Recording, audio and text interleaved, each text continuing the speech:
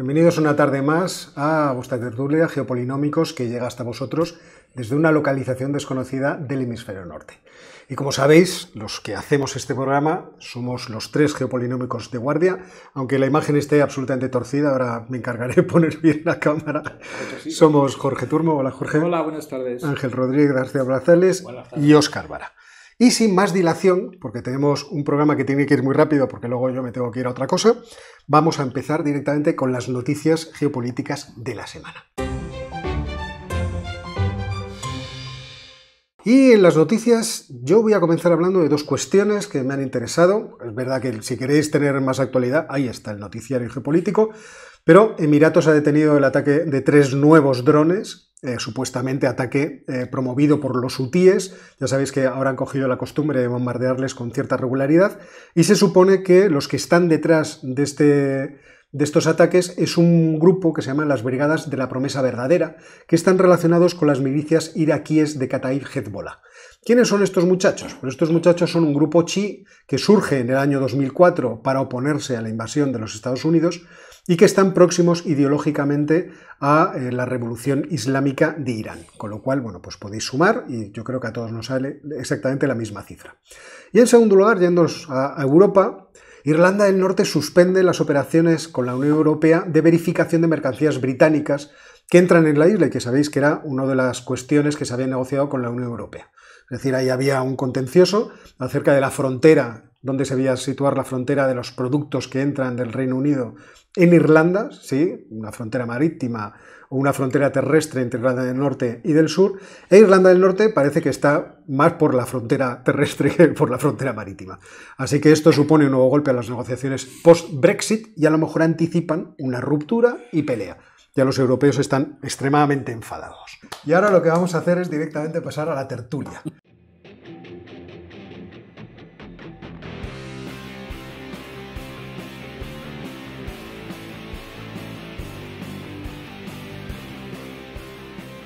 A mí me toca hablar del minuto y resultado de Ucrania. El tema de Ucrania, obviamente, es el tema estrella, el que más interesa a todo el mundo.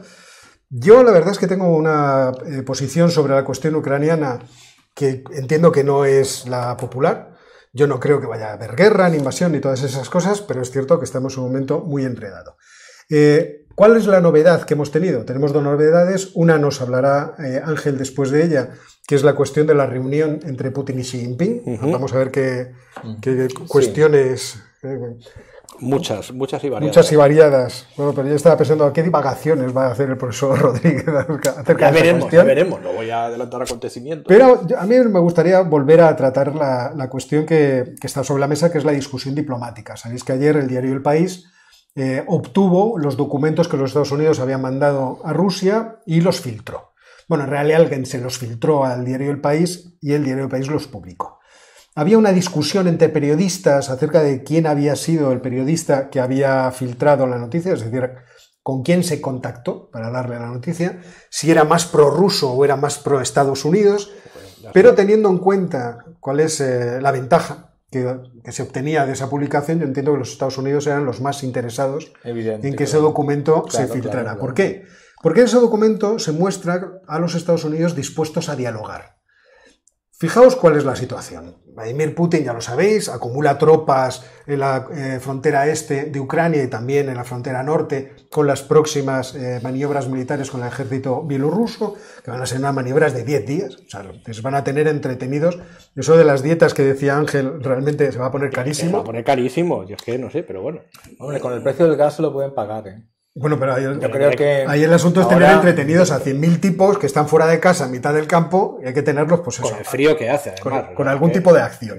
Claro. Y entonces, desde ese punto de vista, pues la amenaza es una amenaza de si ustedes no atienden mis reivindicaciones, yo puedo tomar la opción de hacerlas efectivas por la fuerza. De esto es de lo que se trata, en realidad. O sea, por eso se dice que Vladimir Putin amenaza. Si no tuviera los 100.000 o 125.000 soldados y todos los tanques que tiene ubicados por allí, los misiles Iskander y todas esas cosas, pues nadie estaría preocupado. Claro. Diría, pues llámanos por teléfono y oye, vamos a ver si lo solucionamos. Pero el asunto es, oiga, yo quiero negociar y para que usted se siente, yo me traigo a todos estos soldados. Claro, los Estados Unidos podrían haber dicho, vale, y invade. A mí qué más me da que junta más gente. Haz algo que sea distinto. Quiero decir, la posición de los Estados Unidos podría ser, venga, invade, vamos a ver cuáles son las consecuencias de ello. Pero los Estados Unidos no han dicho eso. Han dicho, no, vamos a negociar. Vamos a negociar. Entonces, atendemos el documento que recibimos de Rusia, en donde Rusia lo que insiste, lo hablábamos la semana pasada, pero ha insistido esta, en que quiere volver a retomar el concepto de indivisibilidad de la seguridad europea. Tanto es así que ha mandado una pregunta a todos los miembros de la OTAN, esta semana, no hace 2 años, esta semana, para que aclaren qué entienden por ese concepto. Y también se lo han preguntado a la OSCE. ¿Por qué? Porque la OSCE, en su documento de Estambul del año 1999, desarrollaba varios puntos hablando siempre de este concepto, que en realidad es como un óptimo de Pareto. Los que seáis economistas esto lo entenderéis muy bien. Es una situación en la que tú no puedes mejorar empeorando la situación de otro. Sí. Entonces yo no puedo mejorar mi defensa empeorando la situación de defensa de otro. Teniendo en cuenta que la situación de defensa también es un concepto que uno percibe como muy nación, subjetivo. En el sentido de, usted ha puesto unos misiles en el alto volta, pero ya me está molestando, no, aunque estén en el alto volta, ya me molestan. Bueno. Pues tenemos esta situación planteada. Lo que hace Vladimir Putin es decir, oiga, es que yo quiero que la aproximación de la OTAN a mis fronteras reduce mi sensación de seguridad y, por lo tanto, va en contra de este criterio. Esta es una maniobra diplomática inteligente, porque lo que está proponiendo es que todos los miembros de la OTAN y además la OSCE, que tiene 50 y tantos países, entre los cuales están también los Estados Unidos y Rusia, tenga que manifestarse o responder algo. Bueno, pueden dar la callada por respuesta, obviamente, y decir, no recibimos el correo electrónico. Pero los países miembros de la OTAN pueden decir, es que mire usted, yo que me pilla mal hoy porque tengo que ir a la ópera y cosas por el estilo. En un intento evidente de que si se manifiesten con opiniones divergentes. Y entonces nos encontremos con que no hay un concepto único de la indivisibilidad de la seguridad europea y eso tenga que llevar a la denuncia de los tratados. O sea, en realidad de esto de lo que se trata es, quiero sentar a ustedes en una mesa para ver los tratados y tratar de revisarlos, porque a mí no me convencen a estas alturas. Entre tanto, Putin está en una campaña, obviamente, de propaganda, en la que afirma de forma repetida y reiterada que a Rusia se le hicieron promesas de que nunca se expandiría la OTAN hacia Oriente, cosa que no es capaz de enseñar el documento. Él se refiere generalmente al discurso del que fue secretario de la Alianza Atlántica, Manfred Werner, en el año 89-90, creo que 1990, en donde hacía referencia a que la unificación de Alemania no implicaría una ampliación de la OTAN en Alemania. Claro, uno puede decir, pues sí, la OTAN no puede expandirse, usted está sugiriendo que no se expandirá a Alemania Oriental o que la República Democrática Alemana, tampoco se irá un poco más allá, por ejemplo, a Polonia, que Polonia está más al este, obviamente. Pero ahora Putin va a hacer caso de la promesa de un político. No, pero el caso es que nadie firmó un documento. Los papeles. ¿Dónde están los papeles? ¿Dónde está mi firma? Y en esos papeles, ¿dónde está mi firma? Y este es el asunto. Entonces Putin está insistiendo mucho en esta historia, que además ha aprendido dentro de una mentalidad anti-imperialista yanqui, que ven a los Estados Unidos como muy malos, y a Rusia como su contrario, y por lo tanto como mejor, cosa que a mí realmente también me sorprende, porque suele darse mucho en la izquierda política, cuando Putin no se puede decir que sea un hombre de izquierdas. O sea, a mí me parece que es más bien un conservador populista. Es antiamericano. Es el comunismo antiguo. O sea, somos unos comunistas conservadores. Es Trump en versión rusa. Bueno, vamos, salvando mucho las distancias.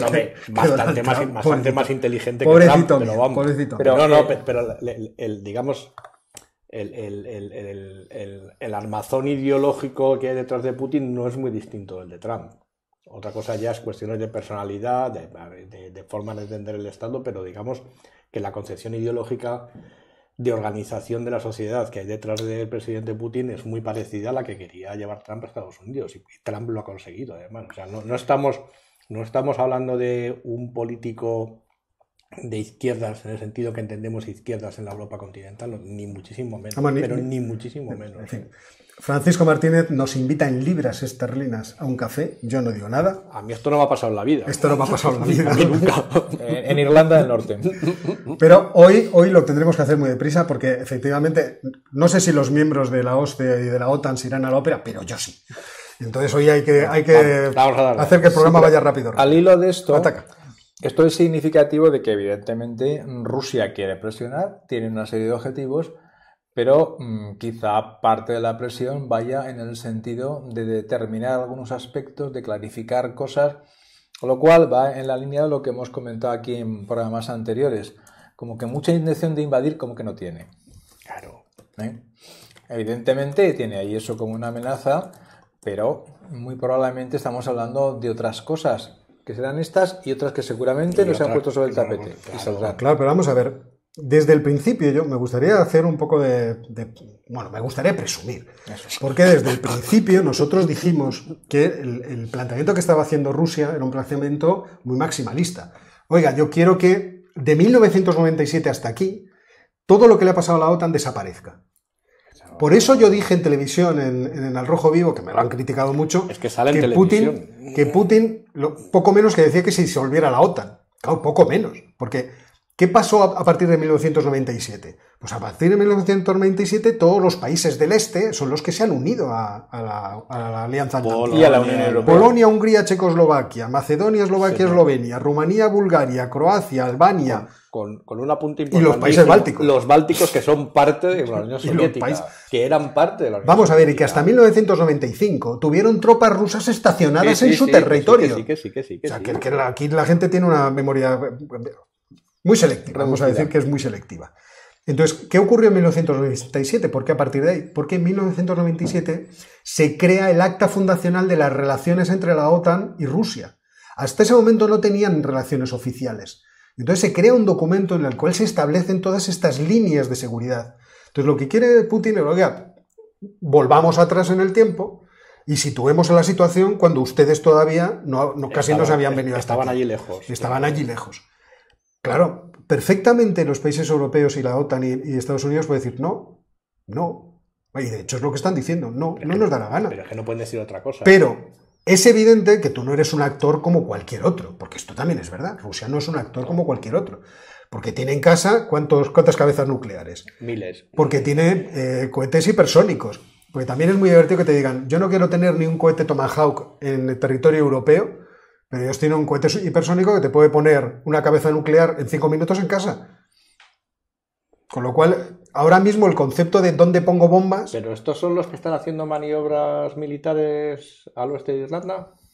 Pues claro, en la 240 millas de Irlanda. En el caladero de los pesqueros irlandeses. Sí. ¿no? Bueno, que querían hacerlo incluso más cerca, pero los rusos ahora han dicho que como no quieren perturbar a la pesca, se van a retirar un poquito más allá. Creo que los irlandeses han puesto chulos los pescadores y les han dicho... O son los mismos que hay que salir decenas de veces en el Báltico a decirles que esto es espacio aéreo de otro.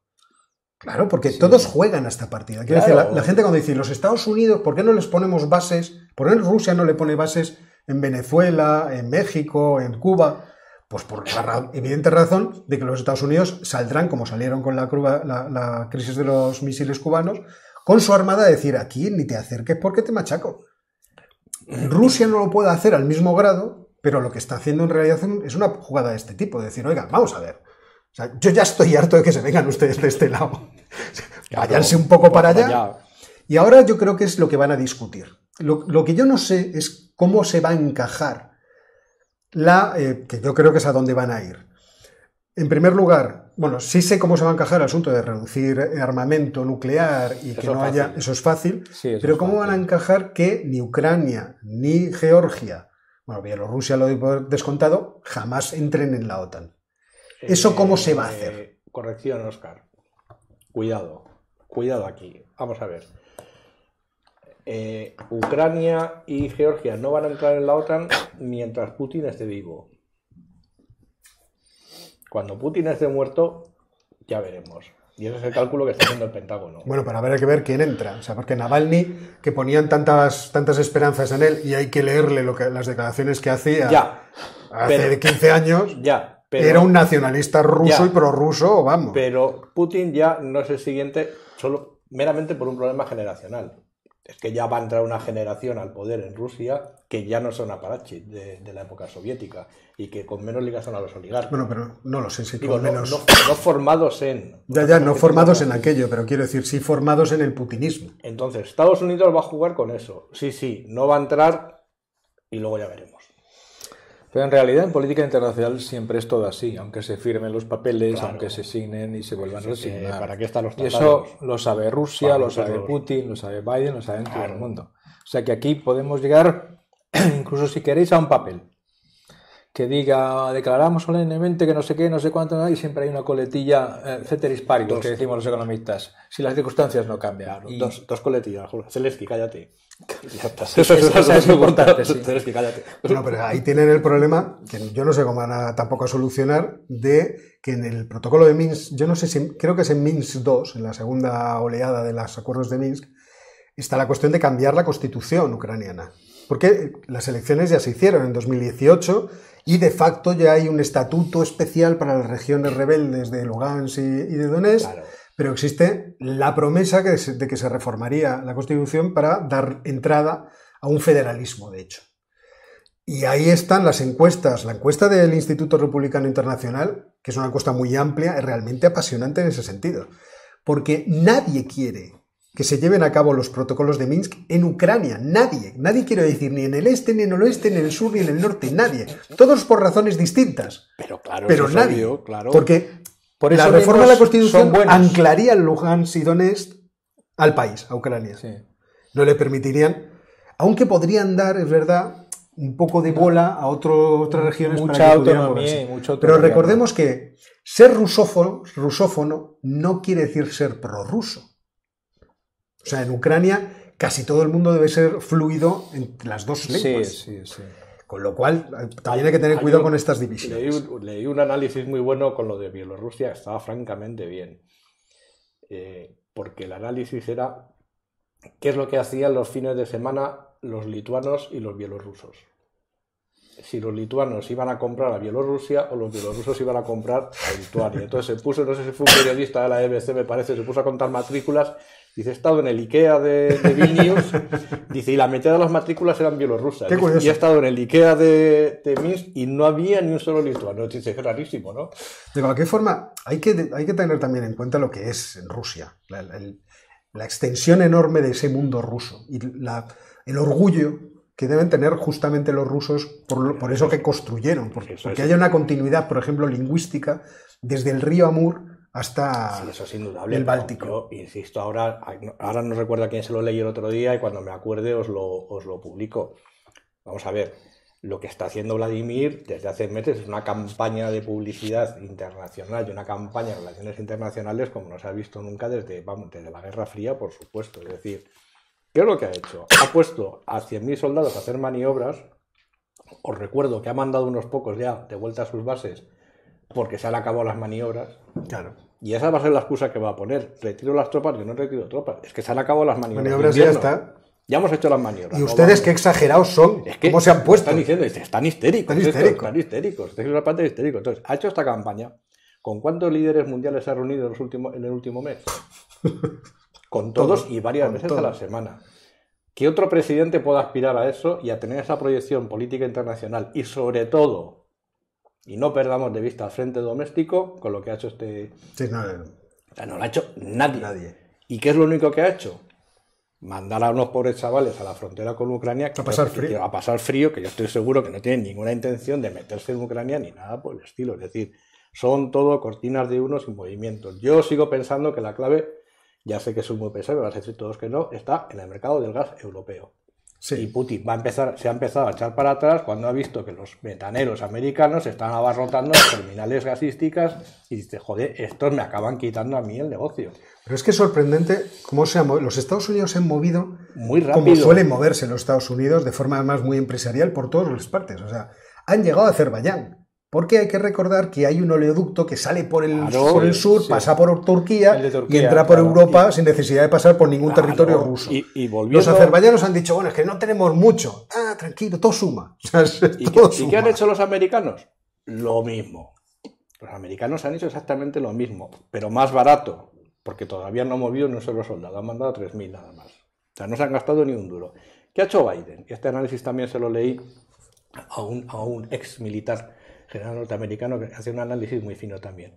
Y Estados Unidos lo que ha hecho ha sido dar publicidad a que había un montón de soldados en la frontera de Ucrania. Dice, y ha hecho una campaña mediática que es que ha retumbado por toda la tierra que Rusia va a invadir Ucrania. Cosa que cuando pasó en Georgia, ¿cuánta gente se enteró que iba a invadir Rusia Georgia los meses antes? Nadie. Y entonces han sido muy listos, han dicho, poner ahí los focos, mandar las imágenes de satélite y desde este verano, acordaros que empezaba en verano, que esto existe, que esto existe, que esto existe. Claro, ¿qué ha conseguido Estados Unidos? Ha conseguido sacar, no sé quién lo dijo el otro día, sacar a la OTAN de la muerte cerebral que dijo Macron. Dice, ahora la OTAN ya no está en muerte cerebral. No estaremos de acuerdo, porque esa carta que han mandado para mí es un error, porque pedir la opinión a 27 gobiernos europeos es no pedírsela a nadie. Pero bueno, ahí está mandada. Entonces, están jugando una estrategia. Lo que están pactando ahora es una salida, creo yo, están pactando una salida honorable para las dos partes, que los dos puedan volver a casa diciendo, hemos ganado. Sí. Bueno, eso es que es muy evidente. Afortunadamente. Y por eso se van a ir a la cuestión de los grandes acuerdos sobre armas, se darán la mano, habrá un New Start, o sea, otro acuerdo New Start. Pero hombre, que no estábamos enfadados, esto no, y recuerdo, lo dijimos la semana pasada, lo del gasoducto que iba con los campos de gas de Chipre, iba a pasar por Grecia, lo ha parado Estados Unidos, no lo ha parado Rusia. Ahí hay otra clave. Bueno, pues yo creo que minuto y resultado, minuto y resultado. Así que vamos a pasar... Está tremendo. Vamos, está tremendo y divertidísimo. Pero no vamos a pasar a un tema distinto. Seguimos con nuestro héroe favorito, que es Vladimir, que es que después de reunirse con Macron, con Biden, con todo el mundo, diciendo que yo no voy a invadir nada, que yo no voy a invadir... Esos tanques están ahí pasando el invierno porque no hay que hacerles el mantenimiento, yo no invado nada... debe estar volando ahora rumbo a Pekín para la ceremonia de inauguración de los Juegos Olímpicos de Invierno, que será mañana viernes, y por supuesto se va a reunir con Xi Jinping.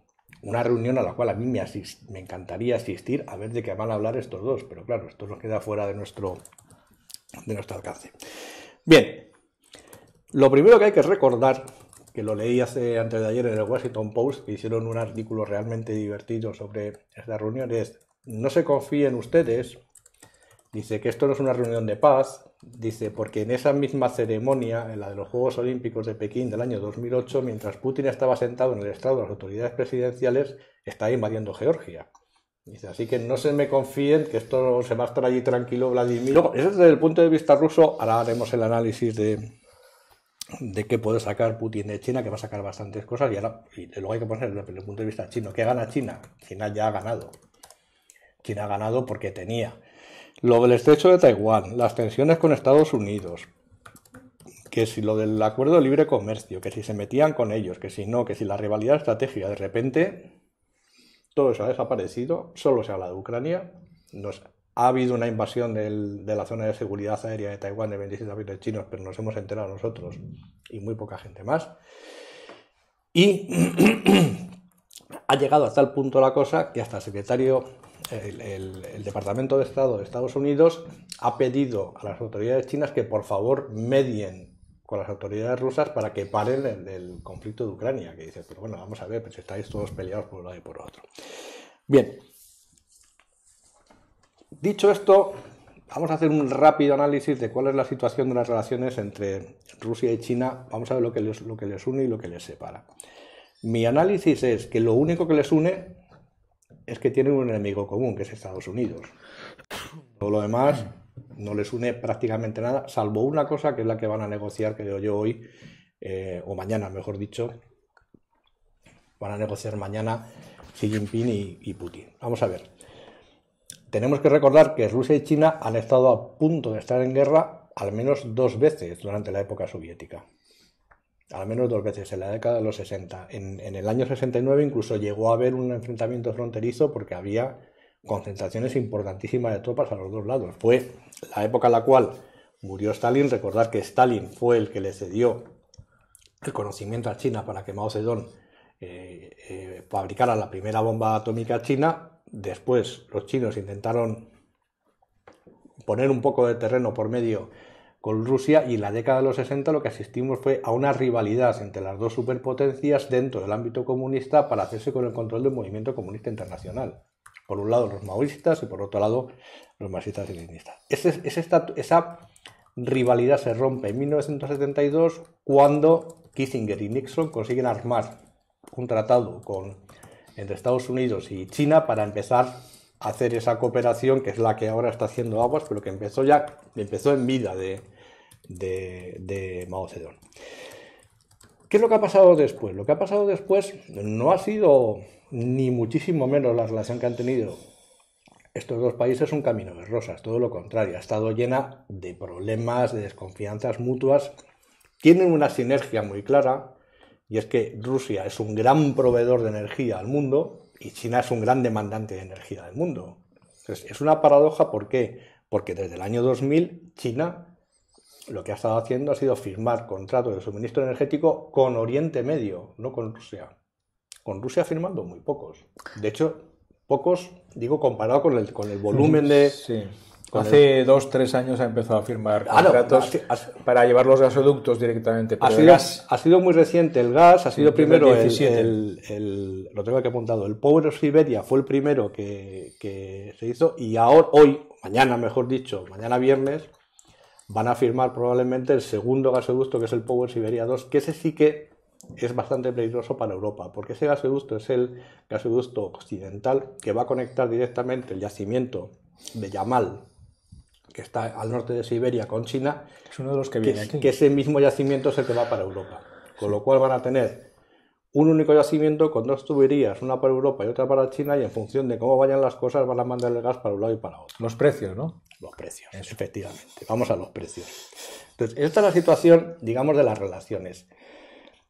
Las autoridades rusas tienen, como pasa con Europa, por supuesto, todos los líos que tenemos con Ucrania es porque los estrategas rusos están preocupadísimos porque la amenaza que les puede venir por tierra desde Europa Occidental, como ya pasó con Napoleón y ya pasó con Hitler. Pero claro, la Rusia del Este está en una situación mucho peor que la de Rusia Occidental. Rusia del Este, es un territorio enorme, lo tenéis ahí en el mapa, es casi tan grande como toda Europa Occidental, más grande que toda Europa Occidental, y ahí solo viven 10 millones de personas, la mayoría concentradas en Vladivostok. Es decir, a China le costaría 0, quedarse con todos esos territorios, con el petróleo, con el gas y con todo lo que... Hemos insistido mucho en que sale más barato comprarlo. No vivir allí. Pero no lo digo que eso vaya a pasar, pero sí que es verdad que eso pesa en la mentalidad del estratega ruso. Con lo cual, digamos que las reticencias son muchas.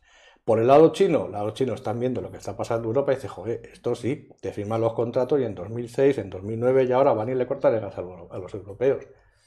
Estos son capaces de cortarme la mitad bien. A este le compro gas, pero lo justo. Y luego la puntilla de esta relación, que yo creo que es por eso, por la segunda parte, aparte del pobre Siberia, por lo que va Putin también a reunirse con Xi Jinping, es que hasta hace relativamente poco tiempo, y aquí los que sabéis más de temas de defensa me corregiréis si estoy equivocado, porque no es mi área de expertise, ni muchísimo menos, pero sí que es una noticia que me llamó muchísimo la atención, que el caza invisible chino, el J-20, por primera vez incorpora motores de fabricación china, porque hasta ahora todos los turbopropulsores de la aviación china dependían de motores, si no fabricados, sí desde luego con patente rusa. Y esta es la primera vez que han conseguido diseñar un motor para un caza invisible exclusivamente con proceso de diseño, patente por supuesto y fabricación interna china, con lo cual están tratando de reducir al máximo la dependencia militar que tienen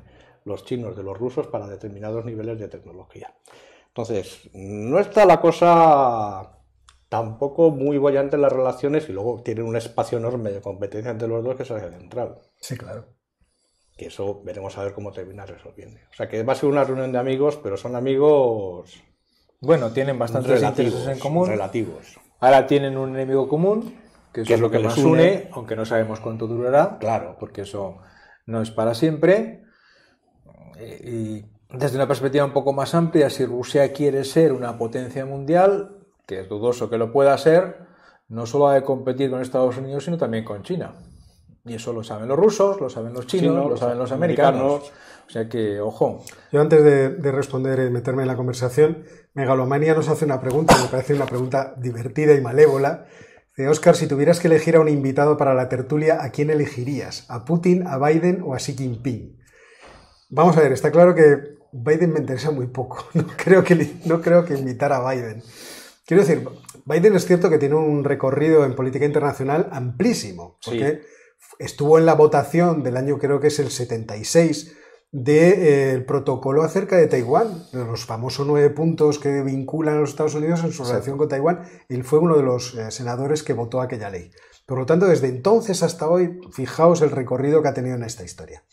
Xi Jinping, obviamente, a uno le gustaría tenerle sentado para decir, ¿qué piensas hacer en el futuro? O sea, ¿cuál es...? Pero te lo va a decir. Claro, pero ¿qué planes tienes? ¿Cuál es la próxima...? Y va a hacer así, mira. Va a hacer sí, así. La estrategia. Ahora, lo que sería entretenidísimo es tener a Putin. Y Putin, cuéntanos. A ver, o sea, yo creo que es el personaje más interesante de los tres, sin ninguna duda. Pero a ver, ¿qué tienes en la cabeza? Es más, Vlad, ¿qué tienes en la cabeza? Y sobre todo, ¿saldré vivo de esta entrevista? Luego no habrá plutonio para postre o algo por el estilo. O sea, yo creo que Putin, desde luego, sería el más entretenido. Volviendo otra vez al tema, perdonadme la interrupción, Sí. A mí me parece que Rusia está en una posición de debilidad hacia el futuro. Sí. Y en principio por una cuestión demográfica, en segundo por la extensión que tiene el país, cuya defensa se hace muy compleja, y en tercer lugar por una cuestión económica. O sea, Rusia se negó en un determinado momento a que su economía fuera una economía competitiva, se cooptaron por parte del poder, se lograron dominar grandes sectores productivos en los que no hay competencia en realidad. Oye, operan de forma eficiente como operan los monopolios y los ministerios, pero no de forma competitiva. Y desde ese punto de vista Rusia podría haber crecido incluso mucho más. O sea, te podría tener una situación económica mucho más boyante. Y en un gran porcentaje de sus ingresos externos depende de Europa. O sea, el 40 y tantos % de sus exportaciones vienen aquí, ahora para que no 45, cerca del 50%. Por lo menos así era en 2019. Y el 60% de sus exportaciones son hidrocarburos. O sea, Y como un 20 y tantos % armas. Claro, Quiere decir entonces, que no es que sea una economía muy diversificada.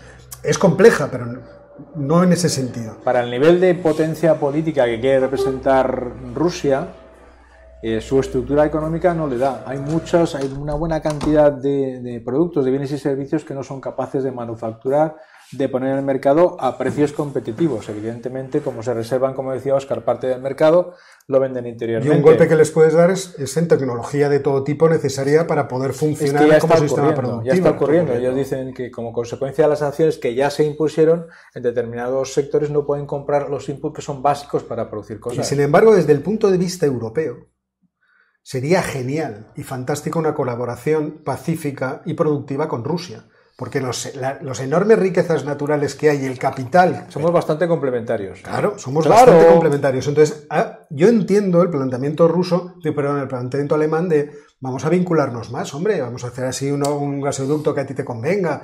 Si no tenemos... Hombre, también en todo esto hay una deriva de la que habría que hablar, que es que por allí hay algún ex canciller alemán que pasó de ser canciller del SPD a inmediatamente... Pero eso no tiene importancia, Óscar. Vamos a saludar a Emilio Correa, que nos invita a un café. Gracias. Gracias, Emilio. Gracias. Emilio es un clásico del canal. Quiero decir, es una de esas personas que... Lo que pasa es que estoy acostumbrado a tu foto, Emilio, y no sé si realmente eres así o de otra forma, pero bueno, es un clásico del canal. Nada. Yo le tengo visualizado ya claramente. No, lo de Röder no tiene nada que ver con esto. O sea, es una cosa anecdótica, casualidades que pasan. Que por cierto es del Partido Socialdemócrata, ¿no? Sí, sí. Pero Röder lleva en Gazprom ya por lo menos 20 años, ¿no? Sí, yo creo que sí, pero no sé si Gazprom, la filial en Alemania, si es que es lo que nunca... Me he molestado en ir a ver. No podemos decir que es un sátrapa ni un mirlo, pero haremos un estudio. No, Mirlo no es, más bien. Es un aprovechado. Buitrillo, diría yo. Hombre, podemos abrir una sección de buitrillos. Buitrillos que dan vueltas alrededor del dinero público. Pero de eso sabría mucho. ¿No os acordáis? De eso tenemos unos cuantos. ¿No os acordáis de un compañero, que no voy a decir quién es, pero es de esta universidad, que un día me llamó a su despacho y me dijo, Óscar, ¿no se te ocurre alguna forma de extraer fondos públicos? Digo, solo el concepto merecía la pena la reunión. O sea, me parece una cosa brillantísima. ¿Se refería al data mining? Fondos públicos. O sea, en fin, bueno. Bueno, de todas maneras, un último punto sobre este aspecto. Evidentemente a China sí le interesa una buena relación con Rusia. Tiene poco que perder, tiene bastante que ganar, desde el punto de vista que los chinos son conscientes de que a medio plazo la diferencia económica, política e incluso militar va a ser grande a su favor. O sea que en este momento les sirve. ¿Qué punto de común tienen los dos? Pues que desde distintas perspectivas son autocracias, que es una cosa que muchos analistas señalan y que en este momento pues evidentemente les va bien a los dos formar una especie de frente para tomar sobre todo decisiones en plano político de a qué países apoyar y a cuáles no.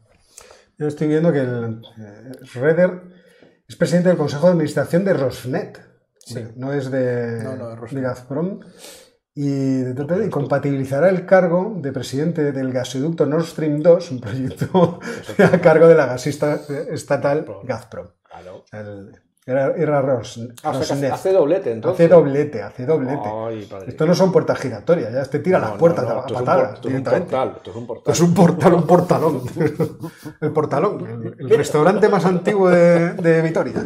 Pues muy recomendable. Que tienes que ir a la ópera. Bueno, que tengo que ir a la ópera. A ver, Jorge, ataca tú con Baluchistán. Ahora vamos al último tema, que es un tema Ejército de Liberación. Un poco exótico, porque tratamos de Baluchistán, que es una zona que está al suroeste de Pakistán, 300.000 kilómetros cuadrados de montañas y desiertos, un sitio maravilloso, y 8 millones de habitantes aproximadamente.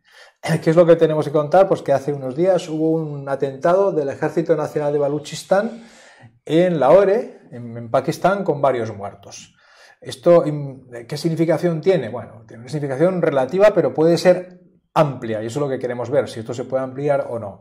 Sabéis que Pakistán empieza a tener muchísimos problemas con el grupo talibán, Tariq y Talibans de Pakistán, que están atacándole por todos lados, y ahora de repente se encuentra con este grupo, que es un grupo distinto de los baluchis. No me pierdas el aparato. El micro, que ha costado dinero, oye. Esto es carísimo. Pues bueno, y puede... ahora vamos a ampliar el foco para verlo. Esto es un problema para Pakistán, porque se tiene que enfrentarse a los talibanes que no son talibanes de Pakistán, ni tampoco de Afganistán, sino de las zonas montañosas, que se quieren quedar las zonas montañosas, claro. Y además se encuentran con la insurgencia de los baluchis en el suroeste, pues el país tiene un problema muy serio. ¿Quién es este ejército nacional? Pues es la unión de dos ejércitos distintos, que se llaman así, Fijaos el nombre, ejército, no son unas milicias islámicas, son unas milicias nacionalistas, de lucha contra el invasor, igual que el ejército, como Lira, ¿os acordáis? Pues sí, eso, ¿no? sí. La misma idea, ¿no? La cuestión es que ahora en este Ejército Nacional de Afganistán se han unido dos milicias, dos movimientos insurgentes que representan, y esto es lo gordo, a las dos grandes tribus de Baluchistán, los marris y los buktis. Habitualmente estas dos grandes tribus tienen la costumbre de organizar el país a su manera y matarse entre ellos, fundamentalmente.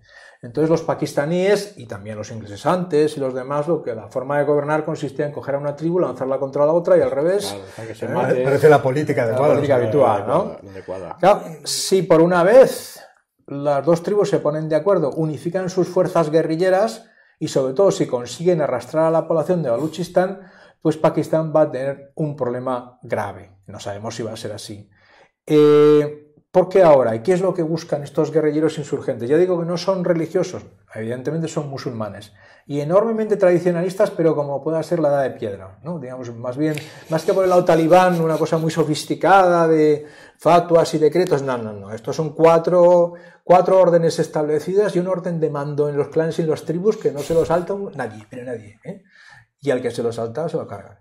Claro. O sea, es una estructura terrible que genera cientos de muertos todos los años entre ellos para empezar. Bueno, pero eso significa que tiene una forma de vivir muy establecida entre ellos, y que si se juntan, pues se van a comportar un poco como los talibanes en Afganistán, tienen el mismo tipo de comportamiento como guerreros, si lo son. ¿Qué es lo que están buscando? Ellos no quieren la independencia de Pakistán. De hecho, esta zona entró en Pakistán cuando los ingleses decidieron retirarse. ¿La línea Durán? No, ya está más arriba. Lo que dijeron pero parecida. Dijeron cada marajá o lo que sea, decide si se junta con Pakistán o con la India. Los de esta zona decidieron que Pakistán, sin consultar a los baluchis. Entonces los baluchis han tenido 3 o 4 guerras contra Pakistán. 3 o 4 guerras. El ejército pakistaní les ha aplastado siempre. Jamás han tenido autonomía porque lógicamente no se fían de ellos. Se gobierna todo desde la capital. Buena parte de los puestos de funcionarios y controladores son punjabíes del norte. Entonces los baluchis están hasta las narices. Entonces quieren eso y luego ellos saben que su zona es la zona donde está la mayor parte del gas y los minerales de Pakistán.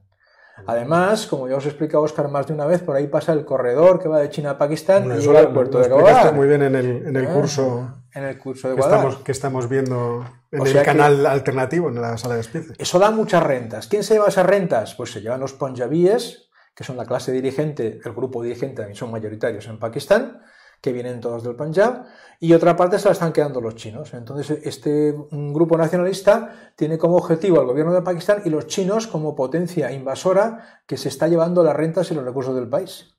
O sea que esperemos que no vaya mucho más. Pues lo tienen fácil, que hablen con Washington. No se sabe si se han producido compensaciones. Esto ha sido una cosa totalmente... Entonces, este es el marco en el que estamos. No sabemos qué es lo que va a pasar, pero claro, aquí lo que deberíamos plantearnos es fundamentalmente dos cosas. Primero, ¿qué puede hacer Pakistán ante esto? Un país que, ojo, algún día le dedicaremos un monotemático, porque esto sí que es un polvorín. Y encima con bombas atómicas. Un polvorín, las bombas atómicas los tienen unos. Exacto. Los tienen unos. Efectivamente. No los tienen los pakistaníes. No hay pakistaníes como tales. Además eso. Claro, están los punjabíes, que son los que controlan el Estado, los que controlan las bombas atómicas, que son los que hacen la presión sobre el resto de los grupos y ellos quieren retener el control. Claro. Y los punjabíes es una estructura muy parecida, por lo menos el ejército, al antiguo ejército británico, y su estrategia es dominar el territorio y se acabó. Y si tienen que... Además son tácticas de los ingleses, o sea, se enfrentaban a una situación conflictiva... los unos contra los otros, yo me lavo las manos y luego que arreglen aquí la cosa. La experiencia que deben tener esos muchachos. Pues tiene mala pinta, lo que dice Jorge, tiene muy mala pinta porque efectivamente los punjabíes tienen ahora 2 enemigos a combatir. Los talibanes alimentados probablemente por los talibanes de Afganistán y ahora estos llevan toda la vida enfrentados a ellos, así que... Acordémonos que cuando se inicia el corredor pakistaní de la Ruta de la Seda, del proyecto Belt and Road, hay una propuesta que a todo el mundo le extraña, que es ¿por qué no se abre un puerto en Gwadar, que está en la parte occidental de la costa de Pakistán, en vez de en Karachi, que está en la parte este, está más lejos del Baluchistán, parece un sitio, además, en fin, más cosmopolita y conectado con el mundo. Parecía una alternativa un tanto extraña. Entonces, y era además producir un polo de desarrollo enorme, gastar muchísimo dinero, no me acuerdo cuánta pasta, eran varios miles, no sé si eran 8.000 millones de dólares. O sea, era una pasta gansa. Y hacer ahí de todo, desde infraestructuras turísticas, un puerto de aguas profundas con un calado de 30 metros, en fin, una cosa realmente terrible, zonas comerciales, y de ahí sacar un oleoducto y gasoducto, bueno, oleoducto en realidad, hacia el norte, atravesando todo el país. Pues uno entendía, bueno, que gran jugada para incluir económicamente para desarrollar la zona. Claro. Pero ahora lo que muestran los datos es que no la está desarrollando, porque todas las rentas que se generan ahí van a parar a los punjabís, que son los oficiales, los funcionarios, los técnicos, incluso los operarios, y a los chinos, que a veces se llevan sus propios trabajadores. Pero hay que recordar que los baluchis lo que hicieron fue, el Ejército de Liberación de Baluchistán, fue atentar contra los chinos. Claro. O sea, atentaban contra los autobuses que llevan a los trabajadores, contra los ingenieros. Y se llevaron por delante a unos cuantos, por lo menos a 3 que yo recuerde. Y desde ese punto de vista, China empezó a tener muchas dudas con el proyecto. China está parando mucho el inicio de influencia que tuvo en Pakistán, porque Pakistán osciló entre Estados Unidos y China, al final, digamos que entre comillas, de muchas comillas, se quedó con China, pero ahora está echando el camino para atrás, entre otras cosas por estos problemas, porque no solo ha sido el problema del gobierno, es que la población ha rechazado muchísimo la presencia, sobre todo, de trabajadores chinos. Sobre todo eso. Y eso, lógicamente... Que no contraten a la gente del país. La gente del país, la renta no se queda en el país y dicen, entonces, ¿para qué estáis aquí? ¿Para llevaros vosotros o lo hacéis todo? Pues no. Entonces, es que empiezan a verlos como colonialistas. Claro. que es lo que ha pasado muchas otras veces con muchos otros países. Y hay que tener en cuenta también que es una cuestión geográfica. Baluchistán tiene otra parte, los baluchis viven también en el este de Irán y en el sureste de Afganistán. O sea que los baluchis pueden refugiarse en el sureste de Afganistán con toda tranquilidad, ahora que entre Afganistán y Pakistán ya no se llevan tan bien, y son fronterizos con los pastunes. O sea, hay una continuidad entre los baluchis y los pastunes. Es una región parecida a lo que puede pasar o lo que está pasando en el Kurdistán. Sí. Digamos que tienes zonas, está mal dicho ocupadas, pero son parte de un país, pero tienes santuarios que se refugian en el otro lado es que son totalmente autónomos en la práctica. Y vuelta otra vez. Entonces, los iraníes, por supuesto, no van a mirar lo que hacen estos ahí. Para nada. No les va a interesar especialmente. No les interesa. Además están relativamente lejos. Sí. Bueno, es cierto que iban a hacer los iraníes un puerto, el de ¿cómo se llamaba ese puerto? Champar o Chabahar o algo por el estilo, que estaba en esa costa. Estaba en esa costa y estaba en su zona oriental, por lo tanto cerca de... Pero hablaremos la semana que viene de varios acuerdos que ha firmado China con Irán esta semana, acuerdos importantes, y probablemente sea uno de esos. Es que a ese puerto se iba a acceder desde infraestructuras de Guadar. A veces se iban a lanzar las infraestructuras desde Guadar, oleoductos, etcétera, etcétera. Es que hacia el norte es todo desierto hasta Afganistán. Pero me lo voy a estudiar porque probablemente lo que estén buscando los chinos es lo que no han podido hacer en el corredor de Pakistán, hacerlo por Irán. Pero bueno, eso hay que estudiarlo, porque es una opción. Y una última cuestión, que esto es muy hipotético, pero que no hay que perder de vista. Los chinos tienen cada vez más intereses en el exterior, económicos, tienen cada vez más obreros, gente trabajando en el exterior, empresas trabajando en el exterior. Entonces ya hay una unidad del ejército chino que se está preparando para actuar como unidad de apoyo a los intereses económicos chinos donde sea y cuando sea. Eso ya está en marcha, lo que pasa es que todavía no se han visto operaciones. Eso lo tienen desarrollado. ¿Se van a llamar también marines como los de Estados Unidos? Desde 2015. ¿O? Ya todo el mundo. No, como los chinos son muy hipotéticos, se llamará pues mariposas floridas de no sé qué, pero... Marines. Sí. Mariposas con bazucas, pero mariposas. Están preparando unidades de intervención rápida. Lógicamente. Para este tipo de situaciones y que las puedan llevar pues, por todo el mundo. Pero como quiere hacer la Unión Europea. Nosotros, yo creo que llegará en 2100 y seguiremos dándole vueltas a la cosa. Pero bueno. Quizás sí. Tú quita, que tengo a los chicos en edad militar. Bueno, pues hablado de estos temas, vamos a cerrar la tertulia y vamos a pasar a hablar de nuestro sátrapa favorito. Y hoy el sátrapa favorito, Ángel, ¿quién es? Pues no sé si decir su nombre, porque me voy a trabar seguro, pero bueno, se conocía como Sukarno, que fue el padre fundador de la actual Indonesia, pero su nombre de verdad, a ver si lo digo bien, es Kusno, nombre, y el apellido es Sosrodiharjo. Lo has dicho bien, seguro. No lo digo más ya, se queda como Sukarno. Se me suena muy fiel. Y es un sátrapa, lo estaba discutiendo con Jorge antes, decía, no es un sátrapa, digo, es un sátrapa real. Un padre de la patria también, ¿no? Sí, claro, es padre de la patria también, y además era un intelectual un poco raro, pero intelectual, ahora os contaré. Y yo creo que no es sátrapa por dos razones, porque no mató a tanta gente como sus colegas de la zona, y yo creo que el hecho diferencial que tiene Sukarno respecto a Ho Chi Minh, por ejemplo, o Pol Pot, es que es un sátrapa que no estudió en la Sorbona. O sea, recordemos que la Sorbona es una gran escuela de sátrapas de todo el mundo, y Sukarno no estudió en la Sorbona, sino que estudió en Indonesia, pero estudió en la Escuela de Ingeniería Civil de Bandung, y terminó con muy buenas notas, con un grado de ingeniero civil especializado en arquitectura. Y ya os decía que era un personaje realmente notable porque hablaba, lo tengo aquí apuntado, contaré bien, iba a decir 7, pero no, son 8 idiomas. Hablaba perfectamente javanés, que es su idioma materno, sudanés, balinés, indonesio y holandés, por supuesto, porque el lenguaje educativo de la escuela superior era el holandés, porque Sukarno nació en 1901 y estudió, lógicamente, toda su carrera académica la hizo bajo la colonia holandesa. Pero es que además hablaba con bastante fluidez, por lo que dicen, el alemán, el inglés, el francés, el árabe y el japonés. Que tenía una memoria fotográfica y era una inteligencia realmente precoz. Tan precoz que con 26 añitos fundó el Partido Nacionalista Indonesio, que es el que posteriormente se va a convertir en el partido que va a liderar el proceso independentista indonesio y que le llevará a la presidencia a una edad relativamente joven.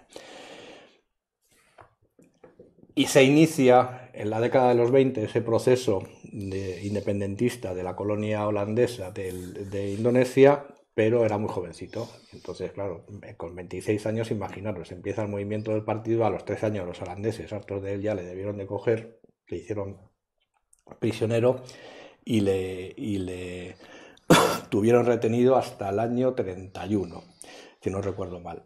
Vuelve otra vez a las andadas en los años 30 y de nuevo le retienen otra vez, los holandeses ya se hartan de él y le destierran a la isla de Sumatra. Y dicen, mira, ya se acabó, quédate aquí, estate quietecito y deja de agitarnos la cosa. Sumatra es clave en la biografía de Sukarno, porque cuando llegan los japoneses a Indonesia e invaden Sumatra, le liberan. Y no solo le liberan, sino que además los japoneses venían con un file así de gordo sobre la biografía de Sukarno y le pusieron encima de la mesa, digamos, entre comillas, el mando de las fuerzas de liberación de Indonesia que iban a trabajar bajo mando japonés. Sukarno se entusiasmó con la idea, dice, bueno, vienen los japoneses, me liberan del yugo holandés, esto es estupendo porque vamos a conseguir la independencia. A los pocos días se dio cuenta que sí, que liberación sí, pero mira, trabajos forzados para varios millones de indonesios y además os vamos a requisar todos los alimentos que tenéis porque seguimos dándonos de bofetadas por el Pacífico los americanos y nos llevamos la comida. Resultado, por supuesto aquí las estimaciones varían más que las del PIB de Estados Unidos, pero bueno, pues más o menos se calcula que murieron de hambre, solo de hambre, entre 1 y 2 millones de personas en este periodo. Pero bueno, Sukarno era un tío decidido, entregado a la causa, dijo, si hay que pagar este precio por la independencia, paguémoslo. Que lo paguen ellos. Lo pagan ellos porque él estaba al mando de toda la operación. Bueno, termina la guerra, lógicamente, y justo cuando termina la guerra se produce, digamos, la carta de fundación del Estado indonesio que se la dan los japoneses, no se la dan los americanos. Digamos que en la retirada japonesa, los japoneses dejan firmado una especie de algo que, digamos, legitima el cambio de poderes en Indonesia y le dan el poder al Partido Nacionalista Indonesio con la promesa de que sea un Estado independiente. Y no sea proamericano. Claro, se enteran los americanos, los ingleses y los holandeses y dicen, ¿pero dónde vas? No, ni hablar. Entonces, lo primero que se hace una fuerza de ocupación, primero norteamericana, y cuando ya se tranquiliza la cosa, británica, y después ya por fin llegan los propietarios, que eran los holandeses, desde hace muchísimo tiempo. Bien, se instalan, Sukarno debía ser un hábil negociador, y entonces intenta negociar un pacto muy curioso con los holandeses, que es la creación de una especie de Commonwealth, y lo tengo por ahí apuntado, ahora no recuerdo dónde lo tenía preparado, que es una especie de Commonwealth de un reino o una república unida, Países Bajos, Indonesia. Que ya me dices tú cómo va a resultar esa unificación. Con capital, porque hay una continuidad geográfica, está... No, pero bueno. La personalidad indonesia es muy... Pero viendo la biografía del personaje es muy suyo, porque era capaz de armar alianzas absolutamente inconcebibles y unos equilibrios ahí. Claro, él lo que quería, por encima de todo, es evitar otra guerra, quería librarse del yugo holandés, sabría que no iba a tener nada fácil con Estados Unidos y el Reino Unido apretándolos, y dijo, bueno, de esta salvo así y luego ya veremos. Los holandeses dijeron que bueno que vale 4 años de guerra independentista hasta el año 49, muriendo también muchísima gente, pero el caso es que al final Indonesia lógicamente consigue la independencia. Pero decía que es muy intelectual, y entonces durante esos años de la guerra de independencia, lo que digamos pergeña es lo que es el armazón actual ideológico del Estado indonesio, que es una doctrina que él mismo inventó, que se llama Pancasila. En indonesio se dice Pancasila, que es en sánscrito, y son 5 principios que son los que inspiran el Estado indonesio, que es la creencia en un Dios supremo, no especifica cuál, el sentido de una humanidad justa y civilizada, en general. Luego la ONU, sí. De los 2 millones que mató antes, de esos no hablamos. No se aplica. La unidad de Indonesia, esto sí que va a ser clave, porque claro, Indonesia no es un país como nos entendemos actualmente, con una población más o menos homogénea, con una tradición cultural más o menos, tiene una extraordinaria diversidad de etnias, de lenguajes y de pueblos. Sí. Ojo, que esto va a sonar, una democracia guiada por una sabiduría interior y emanada de las divergencias entre los representantes del pueblo. Y esto tenemos muchos modelos de esto. Y luego, por supuesto, justicia social para todo el pueblo de Indonesia. Bien. A partir de esto, que es cuando se funda y por eso es lo que decía Jorge, es el padre fundador de la Indonesia actual, digamos que durante los años 50 es un periodo en el cual él trata de guardar más o menos las formas democráticas, intenta que el país, digamos, tenga una cierta estabilidad democrática sin conseguirlo. ¿Por qué? Porque dentro del Estado indonesio compiten tres grandes fuerzas que son con las que tiene, digamos, que hacer malabares continuamente y al final, lógicamente, una de ellas se rompe, que son, en primer lugar, los militares, que son la base del Partido Nacionalista Indonesio, eran militares nacionalistas. La segunda base es el Islam, que es Indonesia ahora mismo es el país del mundo, después de la India, con mayor población musulmana de todo el mundo. Y en tercer lugar, el Partido Comunista Indonesio. Entonces, Sukarno tiene que hacer encajes de bolillos sin templar gaitas entre los tres. En los años 50 estaba toda la cosa empezando. Cada 2 por 3 tenían golpe de Estado, cada 2 por 3 tenía que mandar las tropas a reprimirlo. O sea, aquello era un follón permanente. Pero ya llegando a la década de los 60, digamos que ya empieza a cansarse y ya es cuando el concepto ese que hemos visto antes de democracia guiada ya empieza a tomar cuerpo. Yo guío la democracia. Sí, la democracia la guío yo y ya estáis quietecitos. Vale, ya. Tanto elegir. Entonces, de los tres, en la década de los 60 empieza a decantarse por el socialismo, empieza a decantarse por el Partido Comunista Indonesio. Es cuando el Partido Comunista Indonesio empieza a crecer. Ya os podéis imaginar, en la década de los 60, los Estados Unidos y Francia, con la guerra de Indochina, con la presión comunista por arriba, que ni a los ingleses, que estaban todavía danzando por Malasia, por supuesto a los americanos, a los franceses hace mucha gracia este giro de Sukarno hacia el comunismo. Por cierto, que es en ese año, en los años 60, cuando es uno de los padres fundadores del movimiento de los no alineados. De los no alineados, ¿verdad? De los no alineados. O sea, que sí. Era un ideólogo, era un ideólogo. Entonces no se alinea, pero digamos que los comunistas van tomando cada vez más peso, y a principios de la década de los 60 es cuando se empiezan a producir movimientos bastante violentos de enfrentamiento entre las tres facciones, que al final terminan, pues como terminan todas estas cosas, pues con un amago de golpe de Estado por parte de los militares en 1965, pero que al final llevó a la destrucción del Partido Comunista Indonesio. Y aquí de nuevo no se sabe si Sukarno, probablemente no, pero tampoco está muy claro cuál es el papel que tuvo ahí. La represión del Partido Comunista Indonesio se llevó la vida de entre, como siempre los números varían muchísimo, de entre 500.000 y 1 millón de personas. Solo por la represión, no por otra cosa. Y este es uno de los sátrapas que no le mataron, ni le fusilaron, ni nada por el estilo, pero sí le depusieron. Le depuso su sucesor, que fue el general que encabezó esta represión, Suharto, que ya hablaremos de él, que es otro sátrapa también de estos curiosos, pero le puso bajo arresto domiciliario y 3 años después, en 1970, falleció en su casa. Después de haber llevado esta vida que llevó, no he hablado de sus relaciones sentimentales, pero me parece que oficiales fueron 4 mujeres, pero si digamos que son segundas y terceras, no sé si llegaron a 15 o no sé cuántas mujeres, o sea que realmente tenía que pagar muchas pensiones y os explica por qué tenía que estar aquí haciendo malabares con todas pobre corazón, pero bueno, un sátrapa es un patrón bastante habitual en este tipo de sátrapas. Son los sátrapas postcoloniales que salen digamos, legitimados por la independencia, después se creen con derecho a hacer, pues... En África ha habido muchísimo, muchísima gente... que son los que casi alumbran el país y luego dicen, bueno, pues todo lo alumbrado es mío. Claro, yo esto me lo quedo. Una vez alumbrado. Esto es un sátrapa, pero bueno, comparado con Pol Pot, pues tampoco era un asesino. Y luego, oye, el chico hablaba 8 idiomas, o sea que estas cosas... Te podía insultar, digo... Sí, te podía insultar en muchísimas lenguas, o sea, pero era atención japonés y sudanés, o sea, pero en fin, ahí lo dejo. Bueno, pues vamos a dejarlo y vamos a pasar a la referencia bibliográfica de la semana. Y de esto se encarga Jorge. Bueno. Te ha traído libraco. Yo un libraco que es este. ¡Hola! Uno que se llama Creación. Espérate, porque déjamelo bien. Ahí, ala. ¿Se ve bien? Ahí se ve perfecto. Esto es un libro de Gore Vidal que se llama Creación, que es una novela histórica falsa.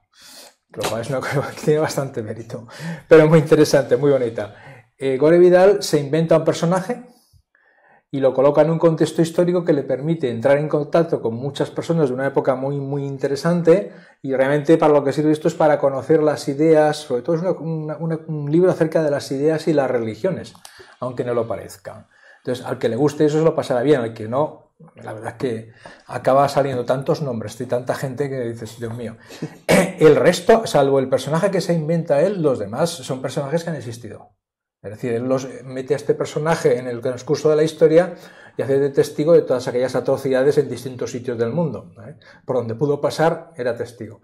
El personaje que se inventa se llama Ciro Spitama y se supone que es nieto de Zoroastro, el fundador de la religión persa, una religión bastante rudimentaria, pero bueno, los persas la adoptaron en su momento y tuvo cierto recorrido.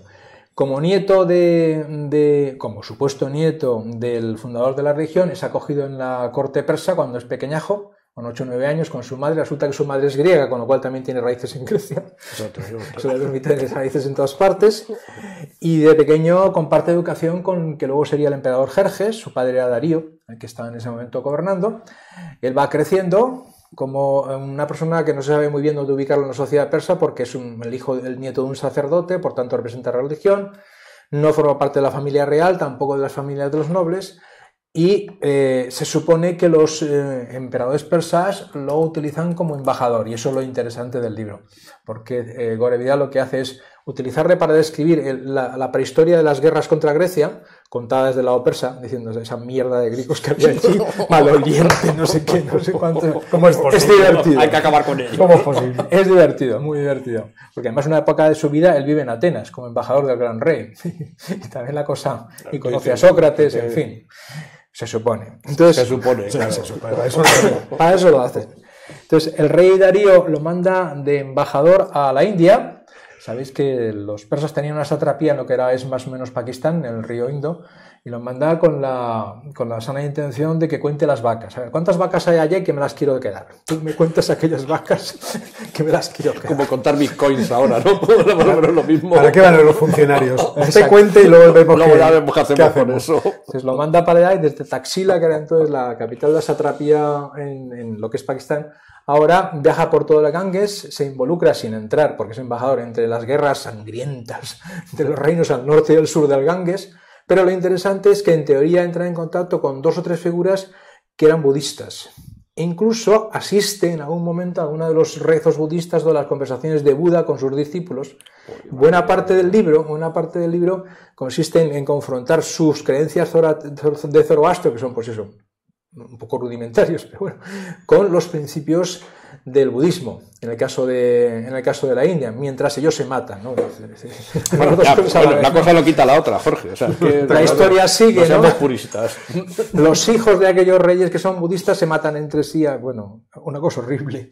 Pero entonces él tiene que entrar en contacto con los budistas, hace negocios, se supone que lo que hace es mandar cargamentos de hierro para Persia, que hacía falta, y mandar toda la información posible porque Darío quería ir preparando la expedición para recoger las vacas.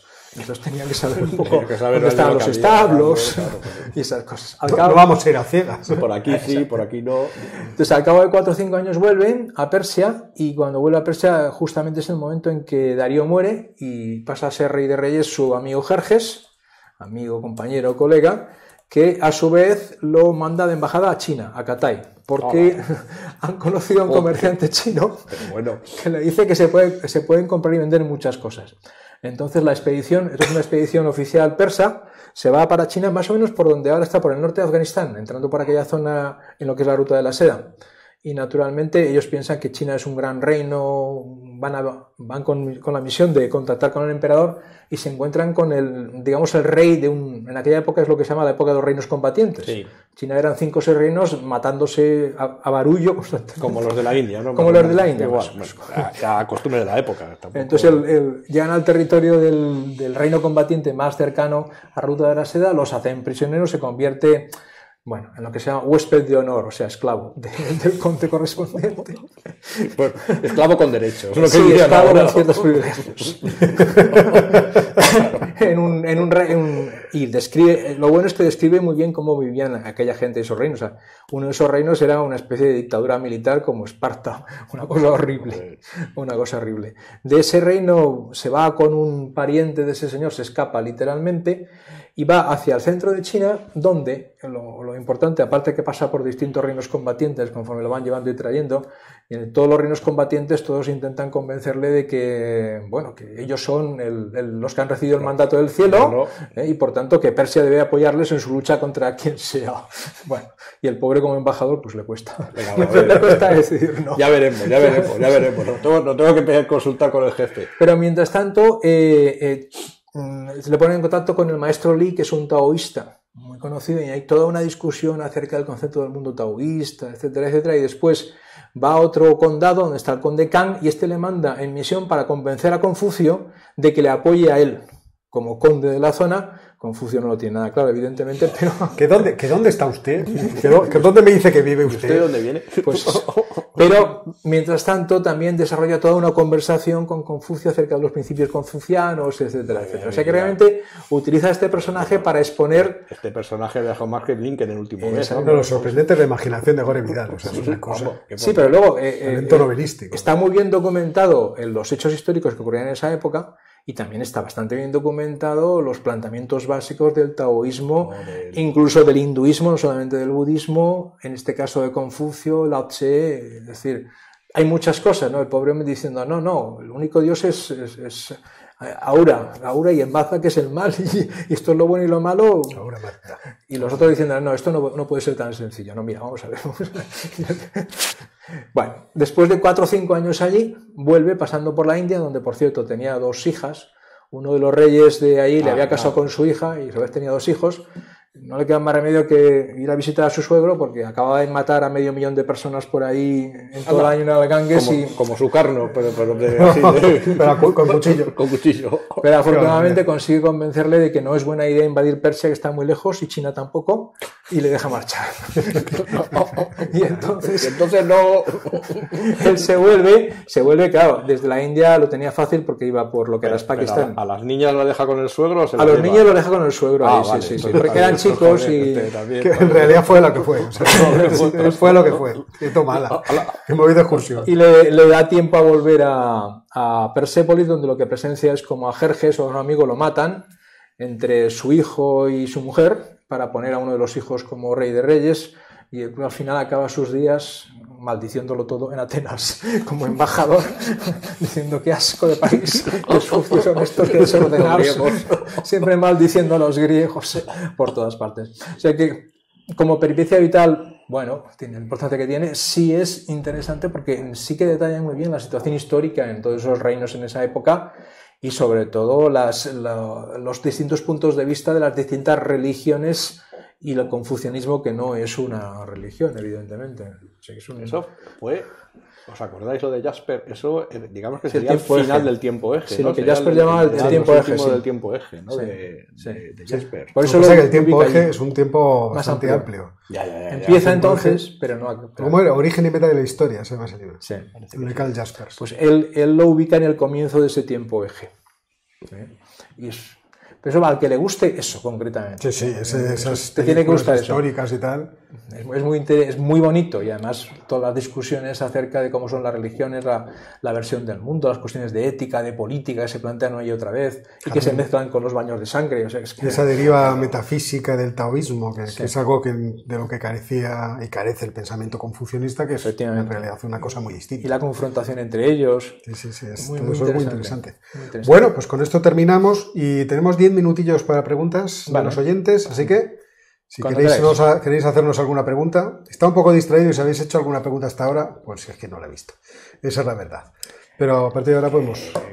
A ver, si es que No, lo que pasa es que estaba pensando, me he quedado bloqueado en el momento cuando ha dicho Jerjes, el amigo de Darío, bueno, su hijo, que con, El hijo, sí. con su amigo. Sí. Sí, pero Ciro, no, Ciro, Darío, Jerjes y Artajerjes. Artajerjes. Sí, Jerjes era el hijo. Y Uno de ellos. Cambises. Cambises Debe está, ser anterior de Ciro. Está entre Ciro y Darío. Lo que pasa es que ahí, bueno... Cambises se fue de excursión a Egipto y no volvió, me parece. Pero ¿cuál es? Vamos, esto es, hay un momento que... Mira, ahí tenemos a Heródoto. Sí. Cuenta un momento Heródoto que hubo una transición en el poder en la que estuvieron unos sacerdotes que pusieron en el poder a uno que se parecía al rey anterior que había muerto. Sí, bueno, ahí la versión de la historia es que hubo un usurpador antes de Darío que usurpó el trono con el apoyo de los sacerdotes de Zoroastro. La versión de Gore Vidal, no. La versión de Gore Vidal es que Darío era el usurpador.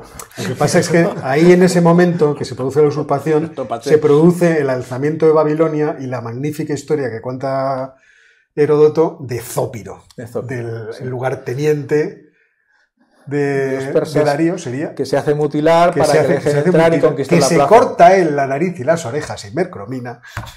Qué tío, qué tío. Bueno, esa es una historia fascinante. Bueno, a ver si tenemos alguna pregunta. A las preguntas. This is not television, this is real life.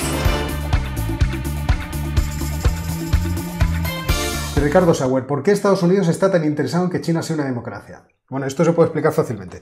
Estados Unidos están interesados en que todo el mundo sea una democracia porque eso mata a dos pájaros de un tiro. Es decir, por una parte, al ser una democracia, adoptará una forma de vida que es conveniente en términos comerciales con los Estados Unidos y, en cierto modo, ya le vuelve pro Estados Unidos. Entonces, mata a dos pájaros de un tiro. Tengo un nuevo socio comercial con el que puedo poner normas muy claras de comercio, libre mercado, etcétera, etcétera.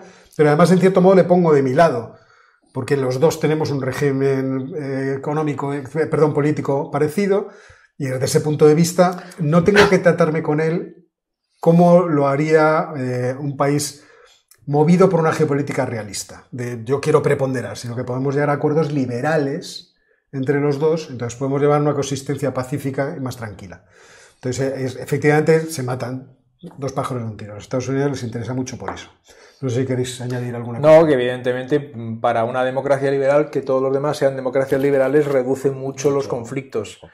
No digo que tiene del todo, pero reduce en gran medida a conflictos acerca de cómo manejar cosas en base a criterios comunes, compartidos. Y luego digamos que eso está en el ADN de Estados Unidos, o sea, es muy difícil separar el concepto en Estados Unidos, el concepto de democracia, el concepto de nacionalidad estadounidense están intrínsecamente ligados, quizás no tanto como en otras, incluso en Europa, por ejemplo, no hay ese vínculo tan fuerte entre una cosa porque ellos nacieron así. Aquí les hace una pregunta muy interesante: ¿por qué la administración de Biden y el desempeño de la pregunta es en realidad ¿por qué la valoración de la administración Biden es tan baja cuando el desempeño de la economía americana no ha sido tan mala? Porque realmente no ha sido tan mala. Bueno, Ángel, no coincide. No, vamos a ver.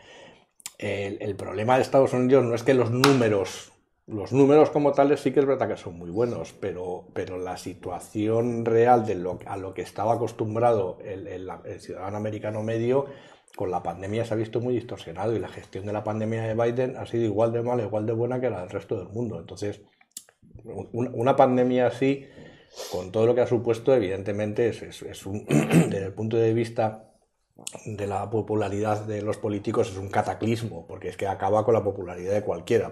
Acordarnos en la crisis de 2008, ¿cuántos gobiernos sobrevivieron indemnes a aquella crisis? Prácticamente ninguno en ningún sitio. Esto le va a pasar igual a Biden. Lo que pasa es que Biden además llegó con un mensaje muy de política interna, muy de volver a arreglar otra vez todo lo que se había roto en Estados Unidos. Se ha encontrado con un follón que no se esperaban en Afganistán, la retirada aquella que salieron corriendo salió mal. Eso le ha hecho muchísimo daño a Biden. La retirada de Afganistán. Se quería encargar de China, no le dejan encargarse de China, pues tiene que encargar de Ucrania, y digamos que está las 24 horas pringao, me vais a permitir la expresión, en un montón de problemas que no eran los de su programa electoral. Entonces, lógicamente, se resiente tanto por el centro americano, que está en vías de extinción, como en tantas otras partes del mundo, como por la izquierda, lógicamente, que su... A ver, nos pregunta Víctor Cortés: ¿es posible que Rusia ponga bases militares en Latinoamérica? No.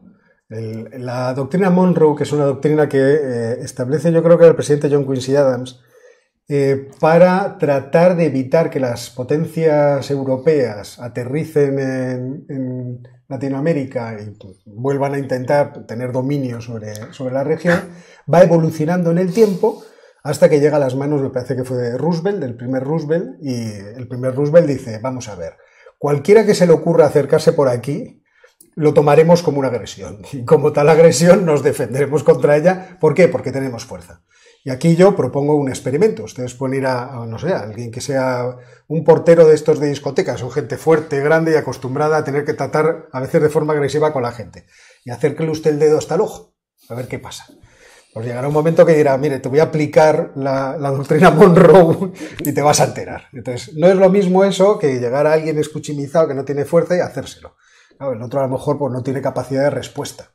Y en cierto modo esto es también lo que está pasando con el caso ruso. Los rusos tienen fuerza para hacer ciertas cosas también y decir, oiga, claro, siempre en su entorno local, claro, tanto Estados Unidos como Rusia. Claro. Los Estados Unidos tienen más fuerza, sí, pero quiero decir que están ejerciendo presión sobre todo en los entornos locales. Considerando, dice Gómez Aldair, esta es una pregunta de nota, si podemos responderla. Considerando la situación actual de la OTAN y la Unión Europea, ¿cómo consideran ustedes que se desenvuelva el conflicto entre Grecia y Turquía? Mal, o sea, ese no creo que tenga buena solución. ¿Podemos darnos en paso?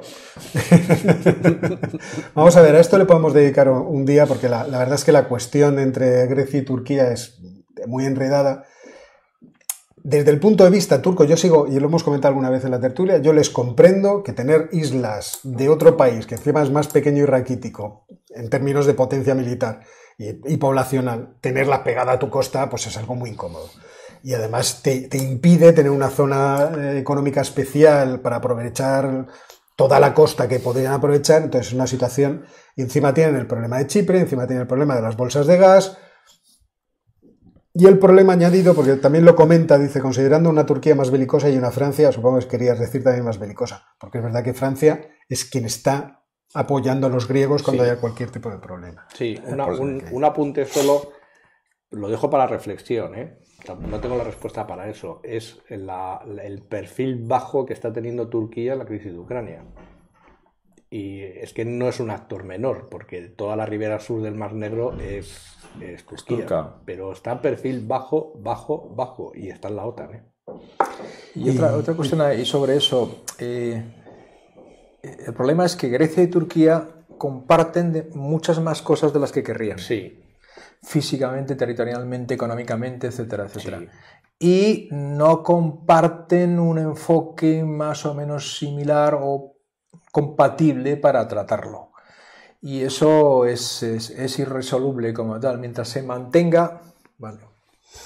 Y una última pregunta. Dice, cada día estamos más mal de la cabeza. Nos pregunta, ¿por qué Indonesia, pese a ser el cuarto país más poblado del mundo, nunca ha jugado un papel importante en geopolítica? Hombre, pues está claro, porque está entre India y China, fundamentalmente. Y no tiene poder económico para plantarles. Claro. Hay que tener en cuenta que Indonesia es una colonia enorme, musulmana, de un país pequeñito, como es Holanda. O sea, no ha tenido nunca proyección. Cuando era holandesa, perdón, cuando la India y Pakistán eran inglesas, tenía mucha proyección en el mundo. China, independiente o incluso con una semiocupación, tenía mucha proyección. Indonesia nunca lo ha tenido. Entonces, es difícil que ahora, dado el tamaño político, económico y demográfico de esos dos países, tenga un espacio propio, geopolíticamente hablando. Veremos. Vamos a ver, hemos dicho hasta ahora. Veremos. Hemos dicho hasta ahora. Digo, hasta ahora. Veremos porque está en un sitio, junto con Malasia, en un sitio absolutamente estratégico y crítico para el comercio mundial. Entonces, no, si la ASEAN logra progresar, es una comunidad de 600 millones de habitantes que puede tener mucha importancia. Entre Malasia e Indonesia, entre los dos, en Singapur, pueden estrangular el comercio mundial y sobre todo el chino cuando quieran, pero cuando quieran. Otra cosa es que les interese y, por supuesto, no les interesa meterse en ese lío, pero geopolíticamente no son actores desde el punto de vista político de primer nivel, pero actores desde el punto de vista geográfico. La geografía de Indonesia es ahora mismo uno de los puntos más calientes del planeta. Aprovechamos para recomendar a los que viven en Madrid que visiten el Museo Naval, y vean la magnífica colección de armas malayas e indonesias que hay, que si habéis leído a Emilio Salgari os emocionará como a mí, que cuando uno llega allí. Y con esta bomba informativa despedimos la tertulia de hoy, que hacía tiempo que no lo hacíamos así. Gracias, Ángel, por la tarde que nos has dado. Muchísimas gracias. Gracias, Jorge. Gracias, Óscar. Por el libro, y nos despedimos de todos vosotros. Hasta la semana que viene. Jorge, yo cambio de continente para variar, nos vamos a América. Hace ya una semana, pero hay que reseñarlo, Xiomara Castro tomó posesión como nueva presidenta de Honduras en un momento muy convulso. Está habiendo muchos enfrentamientos en las decisiones o en las elecciones para elegir al presidente del Congreso, de la Asamblea Nacional. O sea que solo cabe esperar y desearle suerte porque tiene por delante un trabajo muy complicado. De América nos vamos, por ejemplo, a África, ¿les parece? En Burkina Faso los golpistas han designado a su líder, Namiba, como presidente del país. Este presidente del país ha promulgado una especie de acta fundacional de 30 y tantas páginas que se supone que sirve para sustituir, mientras tanto, a la Constitución, que ahora mismo pues parece que no sirve, y se ha comprometido a poner en marcha un proceso de transición hacia no se sabe dónde, no se sabe cuándo. Continuará. Absolutamente típico. Sí. Ángel. No, todavía más. Perdón, todavía hay más cosas. Dios mío. Para nada, sigue. En la frontera entre Europa y Asia, Turquía y Armenia han llegado a un acuerdo parcial pero interesante, importante, para reanudar los vuelos comerciales suspendidos desde prácticamente el siglo XVI, cuando no había aviones, porque lógicamente las relaciones entre Turquía y Armenia han sido siempre muy malas. Esto puede ser un primer paso, se están trabajando en ellos, para llegar incluso a un restablecimiento de relaciones diplomáticas, o por lo menos para romper la situación de bloqueo absoluto entre los dos países. O sea que, pues, bienvenidos sea. Y finalmente, nos vamos un poquito más al este, a Asia del Todo, en Camboya. Camboya cada vez se configura más como un aliado de China, continuado. En una base naval, la base de Ream, que comparte el ejército camboyano con el ejército chino, están ahora, se han visto imágenes, las han publicado, están aumentando el calado y la extensión de los muelles, de forma que los cálculos permiten decir que van a entrar muchos más buques y de mucho más calado, que no son precisamente los que tiene la Armada camboyana, sino posiblemente los buques chinos. O sea que es una noticia importante, porque indica que China ya va creando una red de aliados más o menos fijos en la zona, que hasta ahora no tenía. Ya veremos qué pasa. Sí, lo primero es que parece que la administración Biden por fin nos hace caso. Debe ser que están siguiendo el programa y han aprobado, veremos a ver en qué condiciones también, pero han aprobado que se realicen transferencias privadas, bancarias, desde el resto del mundo a Afganistán para ayudar a la situación, a la crisis humanitaria que tiene el país, y sobre todo van destinados a agencias de ayuda humanitaria que se encargan, pues, de mantener las escuelas, para pagar a los profesores, etcétera. El segundo, no sé si es buena noticia o no, por una cosa que voy a contar después, pero en principio parece que es buena, porque el precio de los fletes desde China al resto del mundo ha bajado en el último mes un 75%. Luego eso parece que abunda o apunta a la idea de que la famosa crisis logística, desde luego, si tiene su origen en China, va suavizándose. La mala noticia es que esto, todo este retroceso viene del pico que se produce en Navidades, y ahora que estamos justo en el Año Nuevo chino, encima que mañana empiezan las festividades. O sea, veremos a ver si es una noticia positiva o es una noticia negativa. Finalmente, pues, siguiendo con el culebrón que vimos la semana pasada, que estaba teniendo lugar en Mali, resulta que las noticias que en su momento parecían que eran unas noticias falsas, pero al final parece que no son tan falsas, y según la cual, pues, Mali va a expulsar a todos los franceses del país. Pues no expulsa a todos los franceses del país, pero sí ha expulsado al embajador francés. Pues le dio el martes 72 horas para abandonar el país, no así, como dijo en un primer momento, ni las empresas, ni los soldados, ni nada por el estilo, pero desde luego, con esta expulsión, la situación de la misión militar francesa en Mali, pues, queda muy tocada.